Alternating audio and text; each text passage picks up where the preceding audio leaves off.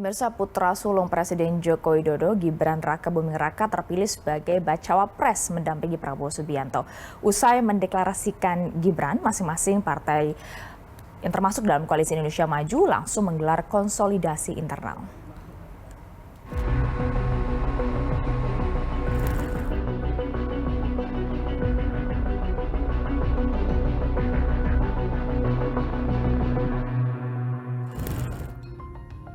Teka-teki bacawa pres pendamping Prabowo akhirnya jatuh kepada sosok putra sulung Presiden Jokowi, Gibran Rakabuming Raka. Kepastian diungkap Prabowo usai rapat yang dihadiri seluruh ketua umum parpol Koalisi Indonesia Maju di Kertanegara Minggu malam kemarin. Dan saudara Gibran Rakabuming Raka sebagai calon wakil presiden dari Koalisi Indonesia Maju. Saya kira itu pengumuman yang sudah tunggu-tunggu.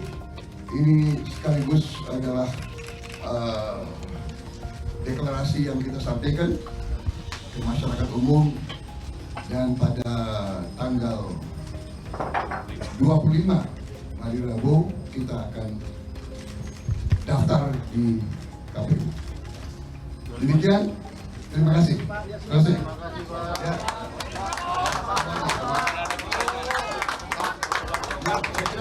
Tidak perlu ada pertanyaan lagi.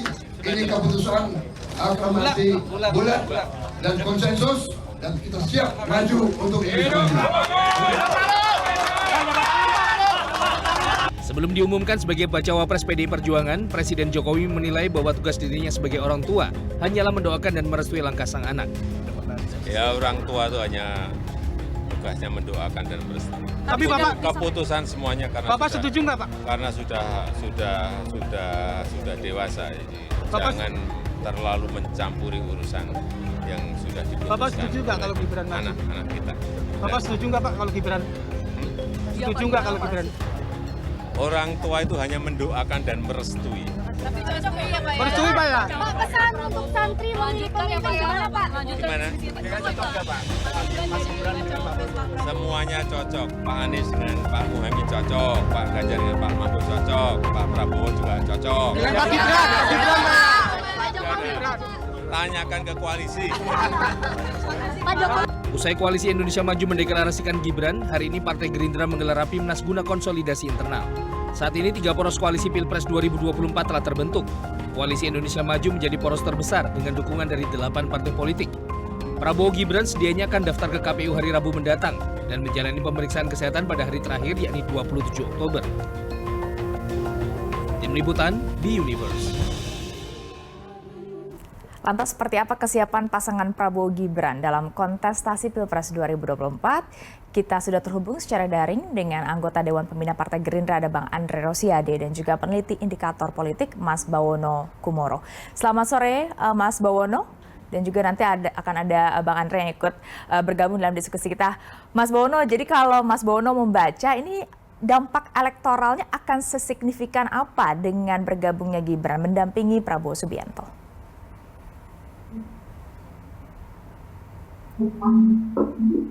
Mas Bono, boleh tolong di-unmute?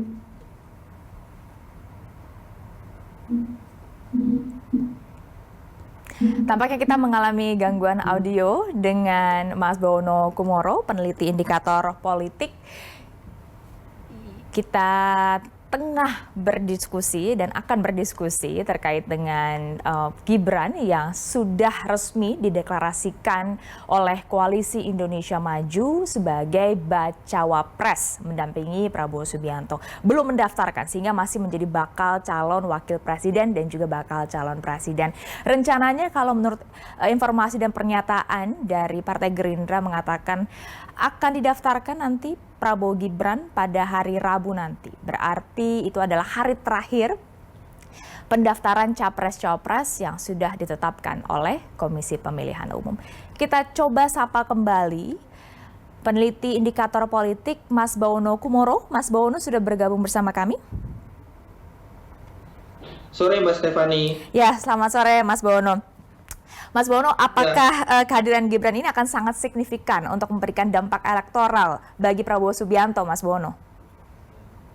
Iya, pilihan untuk menjadikan Mas Gibran sebagai cawapres dari Pak Prabowo ini menarik untuk dicermati karena memilih Mas Gibran ini memiliki dua potensi sekaligus, potensi meningkatkan elektoral Pak Prabowo dan juga potensi menurunkan elektoral Pak Prabowo gitu. Nah, pertama saya bahas dulu dari aspek yang bisa mendatangkan insentif elektoral bagi Pak Prabowo. Mas Gibran tentu saja dipilih karena untuk meningkatkan suara dukungan Pak Prabowo di Jawa Tengah terutama, di mana di dua pemilihan presiden terdahulu Pak Prabowo kalah telak dari Pak Jokowi. Di Jawa Tengah. Dan kita tahu Mas Gibran merupakan wali kota Surakarta sebagai bagian dari Jawa Tengah. Karena itu diharapkan dengan memilih Mas Gibran yang juga notabene kader PDI Perjuangan sebagai partai terbesar di Jawa Tengah, diharapkan dapat meningkatkan raihan elektoral Pak Prabowo di pemilihan presiden 2024 mendatang. Dengan kata lain, dapat menggerus potensi suara dari Ganjar Pranowo dan Mahfud MD di provinsi tersebut. Dan insentif elektoral yang juga bisa diperoleh oleh Pak Prabowo dengan menggandeng Mas Gibran adalah tentu saja dukungan dari pemilih muda yang berusia rentang 17 tahun sampai 39 tahun yang terdiri dari generasi Z dan generasi milenial. Nah, menurut data KPU, data pemilih tetap yang sudah diumumkan oleh KPU beberapa bulan lalu, pemilih dalam kategori kelompok ini itu mencapai 54% dari keseluruhan jumlah pemilih di pemilihan umum 2024 mendatang. Nah, memilih Mas Gibran yang notabene merupakan simbol dari generasi milenial, gitu, diharapkan dapat meningkatkan dukungan Pak Prabowo pada kategori kelompok pemilih ini.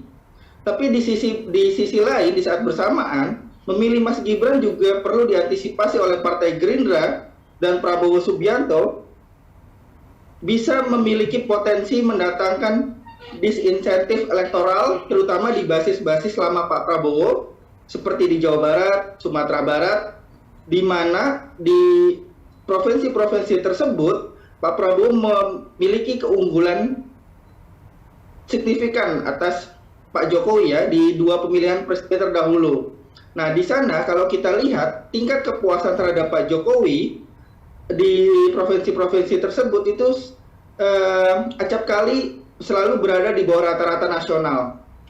Nah, pemilih-pemilih Pak Prabowo di pemilihan presiden terdahulu di Sumatera Barat, di Jawa Barat, itu memilih beliau tidak saja karena memang ingin beliau menjadi presiden, tetapi juga didasarkan pada ketidaksukaan terhadap Pak Jokowi.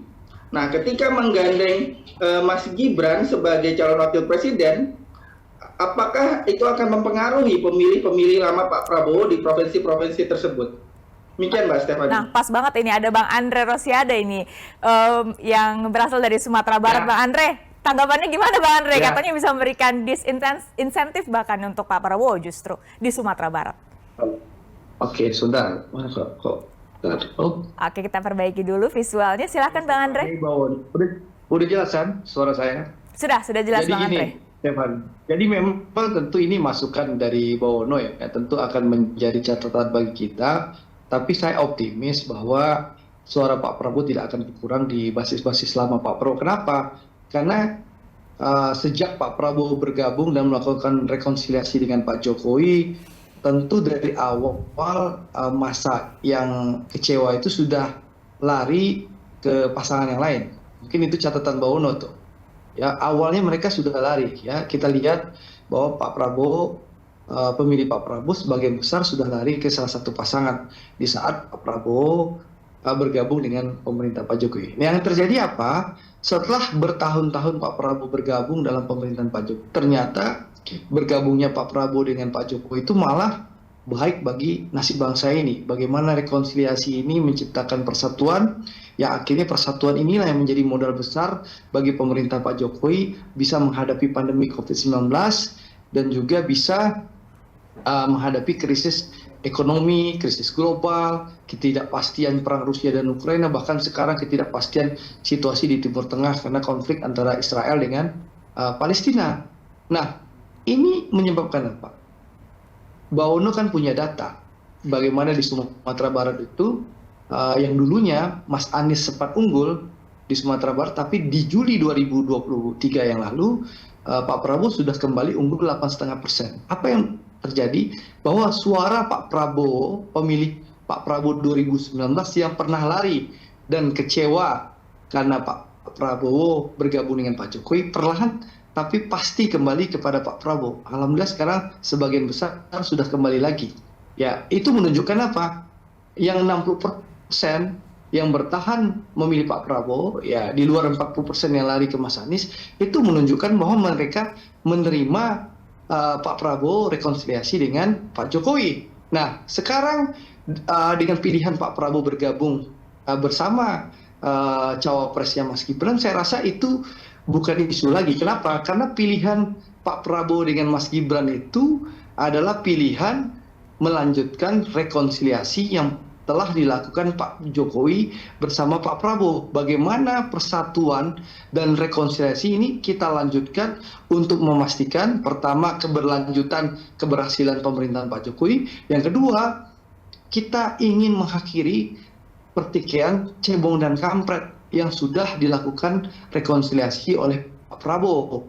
Jadi ini bagian dari keberlanjutan dari rekonsiliasi dan memastikan persatuan Indonesia yang sudah dilakukan bersama-sama oleh Pak Prabowo dan Pak Jokowi itu bisa kita lanjutkan. Sehingga masyarakat betul-betul bisa mengakhiri polarisasi yang ada. Jadi begitu. Jadi saya rasa insya Allah tidak udah selesai itu. gitu ya soal itu ya Bang Andre.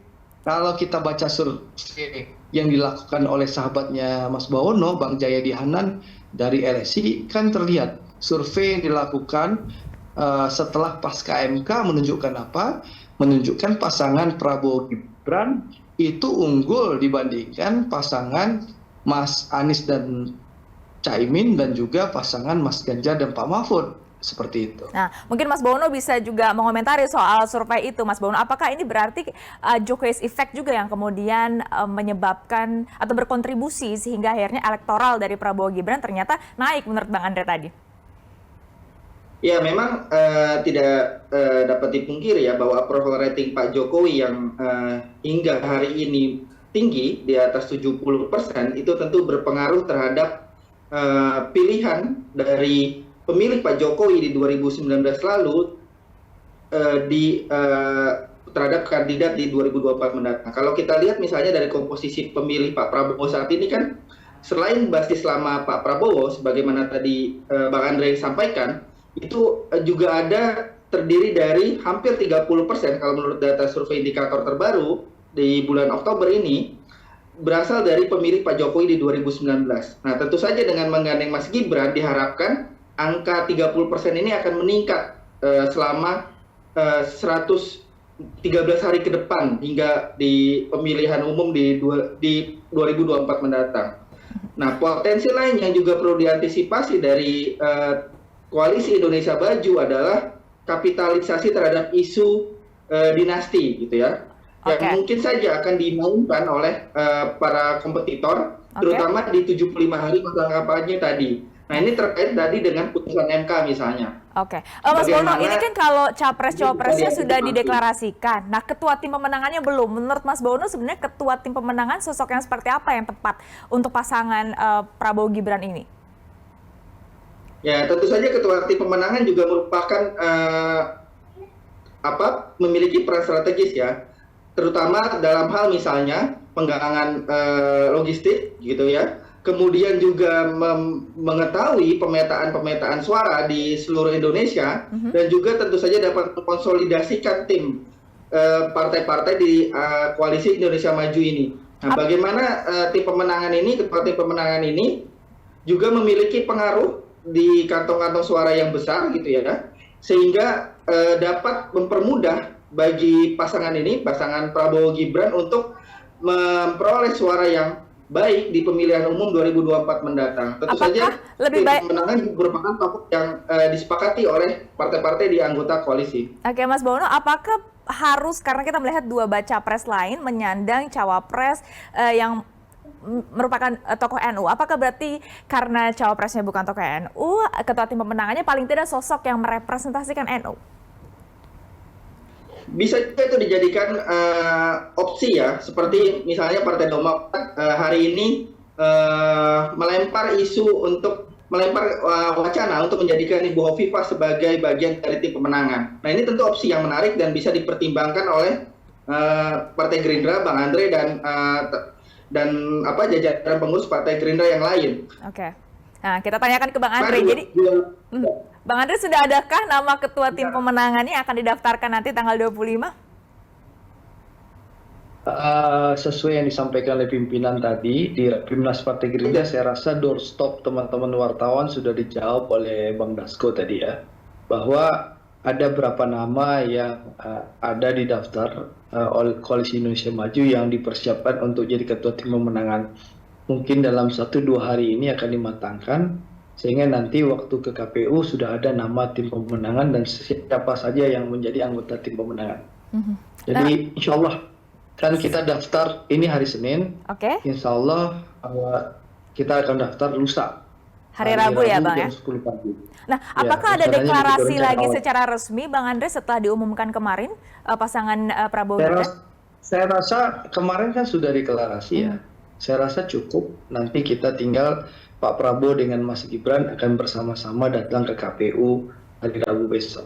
Oh, berarti tidak ada Lalu soal deklarasi isu lagi politik dinasti yang disampaikan Mbak Wono, saya rasa publik sudah memahami bahwasannya kalau mengutip ya pernyataan Mas Hasto dan Mbak Puan waktu saat Mas Gibran dicalonkan menjadi calon wali kota, Mbak Puan dan Mas Hasto sudah menyampaikan bahwa pencalonan Mas Gibran menjadi calon wali kota Solo itu bukanlah politik dinasti. Kenapa? Karena Mas Gibran untuk menjadi wali kota Solo itu bukan ditunjuk, tapi melalui kontestasi pemilihan secara langsung. Nah, statusnya Mas Gibran itu berkontestasi, bisa menang, bisa kalah. Dan itu diuji langsung oleh rakyat secara langsung. Dan alhamdulillah Mas Gibran menang karena dipilih oleh rakyat, bukan ditunjuk. Sehingga itu bukanlah politik dinasti. Itu jawabannya Mbak Puan dan Mas Hasto waktu pencalonan Mas Gibran menjadi wali kota Solo. Nah, saya rasa kan juga kita tahu bahwa jabatannya untuk cawapres juga begitu, bahwa cawapres ini tentu Mas Gibran bersama-sama Pak Prabowo akan menghadapi kontestasi pilpres secara langsung, di mana ratusan juta rakyat Indonesia akan menentukan nasibnya. Seperti itu. Baik, terima kasih. Jadi, Bang Andre.